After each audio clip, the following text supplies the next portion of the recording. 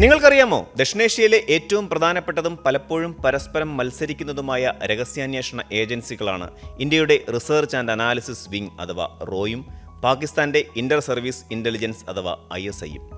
രണ്ടും നിഗൂഢമായ ലോകത്താണ് പ്രവർത്തിക്കുന്നതെങ്കിലും അവയുടെ ചരിത്രം, സംഘടനാ ഘടന, ലക്ഷ്യങ്ങൾ, പ്രവർത്തന തത്വങ്ങൾ എന്നിവയിൽ കാര്യമായ വ്യത്യാസങ്ങളുണ്ട്. ഇത് അതത് രാജ്യങ്ങളുടെ വ്യത്യസ്തമായ ഭൗമരാഷ്ട്രീയ സാഹചര്യങ്ങളെയും ഭരണഘടനകളെയും പലപ്പോഴും പ്രതിഫലിപ്പിക്കുന്നു. ആദ്യം ഇന്ത്യയുടെ റിസർച്ച് ആൻഡ് അനാലിസിസ് വിംഗ് അഥവാ റോയെക്കുറിച്ച് വിശദമായി നമുക്കൊന്നറിയാം. 1962 ഇന്ത്യ ചൈന യുദ്ധത്തിനും 1965 ഇന്ത്യ പാകിസ്ഥാൻ യുദ്ധത്തിനും ശേഷമാണ് റോ 1968 സ്ഥാപിതമായത്. ഈ യുദ്ധങ്ങൾ ഇന്ത്യയുടെ ബാഹ്യ രഹസ്യാന്വേഷണ ശേഷിയിലുണ്ടായിരുന്ന വലിയ പോരായ്മകൾ തുറന്നുകാട്ടി. അന്ന് രഹസ്യാന്വേഷണ കാര്യങ്ങൾ കൈകാര്യം ചെയ്തിരുന്നത് ഇന്റലിജൻസ് ബ്യൂറോ അഥവാ IB ആയിരുന്നു. ഇതോടെ ഒരു പ്രത്യേക വിദേശ രഹസ്യാന്വേഷണ ഏജൻസിയുടെ ആവശ്യം അത്യന്താപേക്ഷിതമായി തീർന്നു. അങ്ങനെയാണ് 1968 റോ രൂപീകരിക്കുന്നത്. റോയുടെ പ്രാഥമിക അധികാര പരിധിയിൽ ഉൾപ്പെടുന്ന കാര്യങ്ങൾ എന്തൊക്കെയാണ് എന്ന് നമുക്കൊന്ന് വിശദമായി നോക്കാം. പ്രാഥമികമായും വിദേശ രഹസ്യാന്വേഷണം ശേഖരിക്കുക, അതായത് ഇന്ത്യയുടെ ദേശീയ സുരക്ഷയെയും വിദേശ നയത്തെയും നേരിട്ട് ബാധിക്കുന്ന രാജ്യങ്ങളിലെ രാഷ്ട്രീയ, സൈനിക, സാമ്പത്തിക, ശാസ്ത്രീയ വികാസങ്ങളെക്കുറിച്ചിട്ടുള്ള വിവരങ്ങൾ ശേഖരിക്കുക. അടുത്തത് ഇന്ത്യക്ക് ഭീഷണിയാകുന്ന തീവ്രവാദ സംഘടനകളെയും അവയുടെ പ്രവർത്തനങ്ങളെയും സജീവമായി നിരീക്ഷിച്ച് നിർവീര്യമാക്കുക. കൂടാതെ വൻ നശീകരണ ശേഷിയുള്ള ആയുധങ്ങളുടെ വ്യാപനം തടയുക. ഇന്ത്യയുടെ വിദേശ നയത്തെയും ദേശീയ സുരക്ഷാ തീരുമാനങ്ങളെയും നയിക്കുന്നതിന് രഹസ്യാന്വേഷണ വിവരങ്ങളും വിശകലനങ്ങളും നൽകുക. ഇതിനോടൊപ്പം ഇന്ത്യയുടെ വിദേശ തന്ത്രപരമായ താൽപ്പര്യങ്ങൾ മുന്നോട്ട് കൊണ്ടുപോകുക. ഇതിൽ ഇന്ത്യയുടെ ദേശീയ താൽപ്പര്യങ്ങൾ സംരക്ഷിക്കുന്നതിനും വിദേശ ഗവൺമെൻറ്റുകളെ സ്വാധീനിക്കുന്നതിനുമുള്ള രഹസ്യ ഓപ്പറേഷനുകൾ ഉൾപ്പെട്ടേക്കാം. ഇനി റോയുടെ സംഘടനാ ഘടനയും പ്രവർത്തന തത്വങ്ങളും എങ്ങനെയാണെന്ന് നോക്കാം. റോ നേരിട്ട് പ്രധാനമന്ത്രിക്ക് ദേശീയ സുരക്ഷാ ഉപദേഷ്ടാവ് വഴി റിപ്പോർട്ട് ചെയ്യുന്നു. പ്രതിരോധ മന്ത്രാലയത്തെ മറികടന്നാണ് ഈ റിപ്പോർട്ടിംഗ് എന്നതും ശ്രദ്ധേയമാണ്. ദേശീയ സുരക്ഷയിലെ റോയുടെ നിർണായക പങ്കും സൈനിക കമാൻഡിൽ നിന്നുള്ള അതിൻ്റെ സ്വാതന്ത്ര്യവും ഈ നേരിട്ടുള്ള റിപ്പോർട്ടിംഗ് എടുത്തു കാണിക്കുന്നു. റോയുടെ തലവൻ ക്യാബിനറ്റ് സെക്രട്ടേറിയറ്റിൽ സെക്രട്ടറി റിസർച്ച് എന്ന് അറിയപ്പെടുന്നു. രഹസ്യ സ്വഭാവത്തിനും ദീർഘകാല തന്ത്രപരമായ കാഴ്ചപ്പാടിനും ഊന്നൽ നൽകുന്നതാണ് റോയുടെ പ്രവർത്തന തത്വം.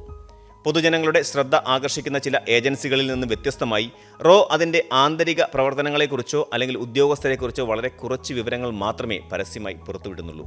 ഒരു മുൻ റോ ഉദ്യോഗസ്ഥൻ ഒരിക്കൽ പറഞ്ഞതുപോലെ, റോ ഒരു കഴിവുകെട്ട ഏജൻസിയാണെന്ന പൊതുവായ ധാരണയാണ് ഉള്ളതെങ്കിൽ ഞങ്ങളുടെ പകുതി ജോലി അവിടെ പൂർത്തിയായി. ഈ പറഞ്ഞത് ഈ രഹസ്യാത്മകതയുടെ പ്രാധാന്യം വിളിച്ചോതുകയും ചെയ്യുന്നുണ്ട്. Indian police service, Indian administrative service, Indian revenue service, സായുധ സേനകൾ എന്നിവയുൾപ്പെടെ വിവിധ സർക്കാർ സർവീസുകളിൽ നിന്നാണ് റോയിലേക്ക് ആളുകളെ തിരഞ്ഞെടുക്കുന്നത്. അതിജീവന തന്ത്രങ്ങൾ, രഹസ്യ ഓപ്പറേഷനുകൾ, ചോദ്യം ചെയ്യലിനെ പ്രതിരോധിക്കാനുള്ള കഴിവ്, തീവ്രവാദ വിരുദ്ധ പ്രവർത്തനങ്ങൾ, മനഃശാസ്ത്രപരമായ വിശകലനം എന്നിവ ഉൾപ്പെടെയുള്ള കഠിനമായ പരിശീലനങ്ങൾക്ക് അവർ വിധേയരാകുന്നു. അതിരഹസ്യ സ്വഭാവം ഉണ്ടായിരുന്നിട്ടും റോയുടെ പ്രവർത്തന മേഖലയിൽ അതിൻ്റെ കഴിവുകൾക്ക് അടിവരയിടുന്ന നിരവധി ശ്രദ്ധേയമായ നേട്ടങ്ങൾ ഉൾപ്പെടുന്നു. അതിലേറ്റവും പ്രധാനപ്പെട്ടതാണ് 1971 ബംഗ്ലാദേശ് രൂപീകരണം. 1971 ബംഗ്ലാദേശ് വിമോചന യുദ്ധത്തിൽ റോ നിർണായക പങ്ക് വഹിച്ചു. ഇന്ത്യൻ സൈന്യത്തിനും മറ്റ് സുരക്ഷാ ഏജൻസികൾക്കും രഹസ്യാന്വേഷണ വിവരങ്ങൾ നൽകിയ റോ ബംഗ്ലാദേശ് ഗറില്ല സേനയായ മുക്തി ബാഹിനിയെ പരിശീലിപ്പിക്കുകയും ആയുധങ്ങൾ നൽകുകയും ചെയ്തതിലൂടെ ബംഗ്ലാദേശിൻ്റെ രൂപീകരണത്തിന് നേരിട്ട് സംഭാവന നൽകി. അതുപോലെ 1975 സിക്കിമിൻ്റെ ഇന്ത്യയോടുള്ള ലയനം മുൻ ഹിമാലയൻ രാജ്യമായിരുന്ന സിക്കിമിനെ ഒരു ഇന്ത്യൻ സംസ്ഥാനമായി സുഗമമായി ലയിപ്പിക്കുന്നതിൽ റോയ്ക്ക് വലിയ പങ്കുണ്ടെന്ന് കരുതപ്പെടുന്നു. ഇതുകൂടാതെ ബാഹ്യ ചാരവൃത്തിയിൽ നിന്നും അസ്ഥിരപ്പെടുത്താനുള്ള ശ്രമങ്ങളിൽ നിന്നും ഇന്ത്യയുടെ ആണവ പരിപാടിയെ സംരക്ഷിക്കുന്നതിൽ റോ നിർണായക പങ്ക് വഹിച്ചിട്ടുണ്ട്. ഇന്ത്യക്കെതിരായ നിരവധി തീവ്രവാദ ഗൂഢാലോചനകൾ തടയുന്നതിൽ റോ ഉൾപ്പെട്ടിട്ടുണ്ട്. അത് ആഭ്യന്തരമായും അന്താരാഷ്ട്ര തലത്തിലും. ഉദാഹരണത്തിന് 2017 ന്യൂഡൽഹിയിൽ നടന്ന ഐസിസ് ഖൊറാസാൻ ഭീകരാക്രമണ പദ്ധതി ഒരു സങ്കീർണമായ അന്താരാഷ്ട്ര ഓപ്പറേഷനിലൂടെ റോ പരാജയപ്പെടുത്തിയതായി റിപ്പോർട്ടുണ്ട്. എടുത്തു പറയേണ്ടത് അഫ്ഗാനിസ്ഥാനിലെ തന്ത്രപരമായ സ്വാധീനമാണ്. റോ അഫ്ഗാനിസ്ഥാനിൽ കാര്യമായ സ്വാധീനവും സാന്നിധ്യവും നിലനിർത്തിയിട്ടുണ്ട്. ചരിത്രപരമായി താലിബാൻ വിരുദ്ധ ഘടകങ്ങളെ പിന്തുണയ്ക്കുകയും മേഖലയിലെ പാകിസ്ഥാൻ സ്വാധീനത്തെ ചെറുക്കാൻ പ്രവർത്തിക്കുകയും ചെയ്യുന്നു.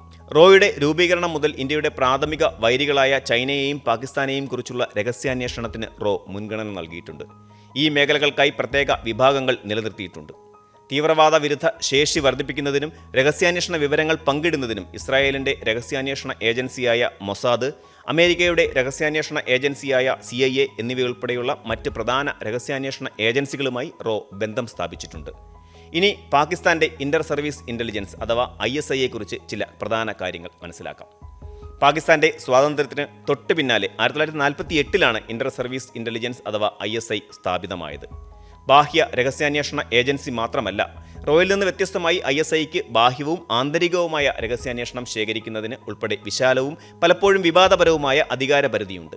ISIയുടെ ഉത്തരവാദിത്തങ്ങളിൽ വിദേശ രഹസ്യാന്വേഷണം, അതായത് പാകിസ്ഥാന്റെ ദേശീയ സുരക്ഷയുമായി ബന്ധപ്പെട്ട വിവരങ്ങൾ ശേഖരിക്കുക, തീവ്രവാദ ഭീഷണികളെ നേരിടുക, വിദേശ ചാരവൃത്തിയിൽ നിന്ന് പാകിസ്ഥാനെ സംരക്ഷിക്കുക, പ്രധാനമായും ആഭ്യന്തര സുരക്ഷ എന്നിവ ഉൾപ്പെടുന്നു. ചരിത്രപരമായി പാകിസ്ഥാനിലെ രാഷ്ട്രീയ കാര്യങ്ങളും വിയോജിപ്പുകളും നിരീക്ഷിക്കുന്നതിൽ ISIക്ക് വലിയ പങ്കുണ്ട്. ഇത് വലിയ വിമർശനങ്ങൾക്ക് വഴിവെച്ചിട്ടുമുണ്ട്. ISI പാകിസ്ഥാന്റെ സൈന്യത്തിന്റെ ഭാഗമാണ്. അതിന്റെ ഡയറക്ടർ ജനറൽ സാധാരണയായി ഒരു ലഫ്റ്റനന്റ് ജനറൽ ആയിരിക്കും. സൈന്യവുമായുള്ള ഈ ആഴത്തിലുള്ള ബന്ധം ISIക്ക് വലിയ ശക്തിയും സ്വാധീനവും നൽകുന്നു. പലപ്പോഴും സാധാരണ സിവിലിയൻ ഭരണകൂടത്തിന്റെ നിയന്ത്രണത്തെ ഇത് മറികടക്കുകയും ചെയ്യുന്നുണ്ട്, പ്രത്യേകിച്ച് ഈ സൈനിക ഭരണകാലത്ത്. ഈ സംഘടനാ ഘടന ISI ഒരു രാജ്യത്തിനുള്ളിലെ ഒരു രാജ്യമായി പ്രവർത്തിക്കുന്നു എന്ന ആരോപണങ്ങളിലേക്ക് നയിച്ചിട്ടുണ്ട്. ISIയുടെ പ്രവർത്തന തത്വങ്ങൾ അതിന്റെ ഭൗമരാഷ്ട്രീയ സാഹചര്യങ്ങളാൽ, പ്രത്യേകിച്ചും ഇന്ത്യയുമായുള്ള തുടർച്ചയായ വൈരവും അഫ്ഗാനിസ്ഥാനിലെ സങ്കീർണമായ സാഹചര്യവും കൊണ്ട് വലിയ സ്വാധീനം ചെലുത്തിയിട്ടുണ്ട്. കാശ്മീരിലും അഫ്ഗാനിസ്ഥാനിലും തന്ത്രപരമായ ലക്ഷ്യങ്ങൾ നേടുന്നതിനായി ISI പലപ്പോഴും നോൺ സ്റ്റേറ്റ് ആക്ടർമാരെയും പ്രോക്സി ഗ്രൂപ്പുകളെയും ഉപയോഗിക്കുന്നുണ്ട് എന്ന ആരോപണമുണ്ട്. ISI ചില ശ്രദ്ധേയമായ വിജയങ്ങൾ നേടിയിട്ടുണ്ടെങ്കിലും അത് കാര്യമായ വിവാദങ്ങളിലും ആരോപണങ്ങളിലും കുടുങ്ങിയിട്ടുണ്ട്. അതിൽ പ്രധാനം 1980കളിലെ സോവിയറ്റ് അഫ്ഗാൻ യുദ്ധമാണ്. സോവിയറ്റ് അഫ്ഗാൻ യുദ്ധകാലത്ത് ISI അന്താരാഷ്ട്ര തലത്തിൽ ശ്രദ്ധ നേടി. അവിടെ അഫ്ഗാൻ മുജാഹിദീനുകൾക്ക് US, സൗദി സഹായങ്ങൾ എത്തിക്കുന്നതിൽ നിർണായക പങ്കുവഹിച്ചു. ഓപ്പറേഷൻ സൈക്ലോൺ എന്നറിയപ്പെടുന്ന ഈ ഓപ്പറേഷൻ സോവിയറ്റുകാരെ തുരത്തുന്നതിൽ നിർണായക പങ്കുവഹിച്ചു. അവർ വിജയിച്ചെങ്കിലും തീവ്രവാദ ഗ്രൂപ്പുകളുടെ വളർച്ചയ്ക്കും ഇത് കാരണമാവുകയായിരുന്നു. അഫ്ഗാൻ ആഭ്യന്തര യുദ്ധകാലത്തും സെപ്റ്റംബർ 11 ആക്രമണങ്ങൾക്ക് ശേഷവും താലിബാന് തന്ത്രപരമായ പിന്തുണയും രഹസ്യാന്വേഷണ വിവരങ്ങളും ISI നൽകിയതായി വ്യാപകമായി ആരോപിക്കപ്പെടുന്നു. അഫ്ഗാനിസ്ഥാനിൽ സ്ട്രാറ്റജിക് ഡെപ്ത് നിലനിർത്തുന്നതിനും ഇന്ത്യൻ സ്വാധീനത്തെ ചെറുക്കുന്നതിനുമുള്ള അവരുടെ തന്ത്രത്തിന്റെ ഭാഗമായാണ് ആ നീക്കം. ജമ്മുകാശ്മീരിൽ പ്രവർത്തിക്കുന്ന തീവ്രവാദ ഗ്രൂപ്പുകളെ പിന്തുണയ്ക്കുന്നതിൽ ISIക്ക് നിരന്തരം പങ്കുണ്ടെന്നാണ് ഇന്ത്യയുടെ കണ്ടെത്തൽ. 2001 ഇന്ത്യൻ പാർലമെന്റ് ആക്രമണം, 2008 മുംബൈ ആക്രമണം എന്നിവയുൾപ്പെടെ ഇന്ത്യയിലെ വലിയ തീവ്രവാദ ആക്രമണങ്ങളിൽ ISIക്ക് പങ്കുണ്ടെന്നും ഇന്ത്യ ആരോപിക്കുന്നുണ്ട്. ചരിത്രപരമായി പാകിസ്ഥാനിലെ ആഭ്യന്തര രാഷ്ട്രീയത്തിൽ ഇടപെടുന്നതിനും പ്രതിപക്ഷ പാർട്ടികളെ നിരീക്ഷിക്കുന്നതിനും തിരഞ്ഞെടുപ്പുകളിൽ സ്വാധീനം ചെലുത്തുന്നതിനും ISIക്കെതിരെ ആരോപണങ്ങളുണ്ട്. ഇത് ജനാധിപത്യ സ്ഥിരതയെക്കുറിച്ചിട്ടുള്ള ആശങ്കകൾക്ക് കാരണമായി. വിവിധ രാജ്യങ്ങളിലേക്ക് ആണവ സാങ്കേതിക വിദ്യ നിയമവിരുദ്ധമായി പ്രവർത്തിച്ച IQ ഖാൻ ശൃംഖലയുമായി ISIക്ക് ബന്ധമുണ്ടെന്ന് ആരോപിക്കപ്പെട്ടു. ഇത് ആണവ സുരക്ഷയെക്കുറിച്ച് അന്താരാഷ്ട്ര ആശങ്കകൾ ഉയർത്തുകയും ചെയ്തു. ഇനി റോയാണോ ISI ആണോ മികച്ചത് എന്ന് നോക്കാം. രണ്ട് ഏജൻസികളും സങ്കീർണവും പലപ്പോഴും ശത്രുതാപരവുമായ സാഹചര്യങ്ങളിൽ പ്രവർത്തിക്കുമ്പോൾ റോ നിരവധി ഘടകങ്ങളാൽ ഒരു മികച്ച നിലപാടിലാണ് നിലകൊള്ളുന്നത്. അതിനുള്ള കാരണങ്ങൾ കൂടി പറയാം. റോ ഇന്ത്യൻ പ്രധാനമന്ത്രിയുടെ നേരിട്ടുള്ള നിയന്ത്രണത്തിലാണ് പ്രവർത്തിക്കുന്നത്. സർക്കാരിനോട് ഉത്തരവാദിത്തമുള്ളതാണ് അവർ. അതിൻ്റെ പ്രവർത്തനങ്ങൾ അതീവ രഹസ്യമാണെങ്കിലും ഒരു ജനാധിപത്യ ചട്ടക്കൂട് അതിനുണ്ട്. അതിന് വിപരീതമായി പാകിസ്ഥാൻ സൈന്യവുമായുള്ള ISIയുടെ ആഴത്തിലുള്ള ബന്ധവും സിവിലിയൻ സർക്കാരുകളിൽ നിന്നുള്ള അതിൻ്റെ ചരിത്രപരമായ സ്വയംഭരണവും ഒരു തെമ്മാടി ഏജൻസി എന്ന പ്രതിച്ഛായയ്ക്ക് കാരണമായിട്ടുണ്ട്. ഈ വലിയ ഉത്തരവാദിത്തം പരോക്ഷമാണെങ്കിൽ പോലും റോയുടെ ലക്ഷ്യങ്ങൾ ഇന്ത്യയുടെ വിശാലമായ വിദേശ നയത്തിലും ദേശീയ താൽപ്പര്യങ്ങൾക്കും അനുസൃതമാണെന്ന് ഉറപ്പാക്കുന്നു. ബാഹ്യ രഹസ്യാന്വേഷണത്തിൽ മാത്രമുള്ള റോയുടെ ശ്രദ്ധ വിദേശ ഭീഷണികളെ നേരിടാൻ കൂടുതൽ വിശദവും കാര്യക്ഷമവുമായ ഒരു സമീപനം സാധ്യമാക്കുന്നു. അതേസമയം ബാഹ്യവും ആന്തരികവുമായ രഹസ്യാന്വേഷണത്തിലുള്ള ISIയുടെ ഇരട്ട പങ്ക് ശ്രദ്ധയുടെ വ്യാപനത്തിന് കാരണമാവുകയും ആഭ്യന്തര രാഷ്ട്രീയ കൃത്രിമത്വത്തിനുള്ള ഒരു ഉപകരണമായി ഏജൻസി കണക്കാക്കപ്പെടുകയും ചെയ്യുന്നുണ്ട്. ഇത് ആഗോളതലത്തിൽ അതിൻ്റെ വിശ്വാസ്യതയെയും കാര്യക്ഷമതയും ഇല്ലാതെയാക്കുന്നു. ISIയേക്കാൾ പ്രായം കുറവാണെങ്കിലും റോ ഉയർന്ന പ്രൊഫഷണൽ നിലവാരമുള്ള അച്ചടക്കമുള്ളതുമായ ഒരു സംഘടനയായി വളർന്നിട്ടുണ്ട്. അതിൻ്റെ രഹസ്യാത്മകത അതിൻ്റെ വിജയങ്ങൾ പലപ്പോഴും റിപ്പോർട്ട് ചെയ്യപ്പെടാതെ പോകാൻ കാരണമാവുകയും ചെയ്യുന്നുണ്ട്. ഇത് ശാന്തമായ കാര്യക്ഷമതയുടെ ഒരു ധാരണയ്ക്ക് കാരണമാകുന്നു. നോൺ സ്റ്റേറ്റ് ആക്ടർമാരെ പിന്തുണയ്ക്കുന്നതിൽ ISIക്ക് പങ്കാളിത്തമുണ്ടെന്ന് ആരോപിക്കപ്പെടുന്നത് ഒരു തന്ത്രമാണെങ്കിലും പാകിസ്ഥാനിനുള്ളിൽ തന്നെ തിരിച്ചടിക്കും അസ്ഥിരതയ്ക്കും കാരണമാകാനും അതിൻ്റെ അന്താരാഷ്ട്ര പ്രതിച്ഛായയ്ക്ക് ദോഷകരമാണെന്നും വിമർശിക്കപ്പെടുന്നുണ്ട്. ISI പിന്തുണയോടെയുള്ള ഗ്രൂപ്പുകൾ നടത്തിയ 2008 മുംബൈ ആക്രമണങ്ങൾ അത്തരം നയത്തിൻ്റെ തന്ത്രപരമായ അപകടങ്ങൾ എടുത്തു കാണിച്ചു. പ്രത്യേക വിവരങ്ങൾ ലഭ്യമല്ലെങ്കിലും റോ സാങ്കേതിക രഹസ്യാന്വേഷണത്തിലും ഹ്യൂമൻ ഇൻ്റലിജൻസിലും വലിയ നിക്ഷേപം നടത്തിയിട്ടുണ്ടെന്ന് മനസ്സിലാക്കുന്നു.